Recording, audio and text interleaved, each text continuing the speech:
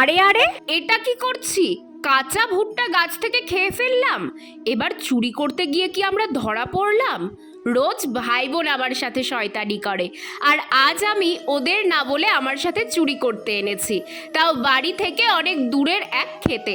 যদিও এটাকে চুরি করা বলে কিনা তোমরাই বলবে। এই প্রথম আমি এত কাছ থেকে ভুট্টা চাষ দেখছি। এ এক অন্য রকম অনুভূতি ছিল। আমার সাথে সাথে আমার ভাই বোনও প্রথমবার এভাবে ভুট্টা চাষ দেখছে। এবার তোমরা অনেকেই বলতে পারো, নিজে যেমন গাছ চুরি করো, নিজের ভাই বোনকেও কি এই বয়সে চুরি করা শেখাচ্ছ?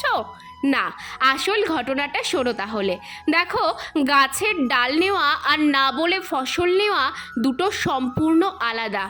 আসলে এই ভুট্টার জমিটা আমার বাড়ির পাশের এক দাদার, তো তাকে বলেছিলাম ভুট্টার জমিতে গিয়ে একটা ভিডিও করে আসবো। সে বলেছিল নিশ্চয়ই যাস, তাই তোমাদের এই ভুট্টার জমিটা দেখাতে এনেছিলাম।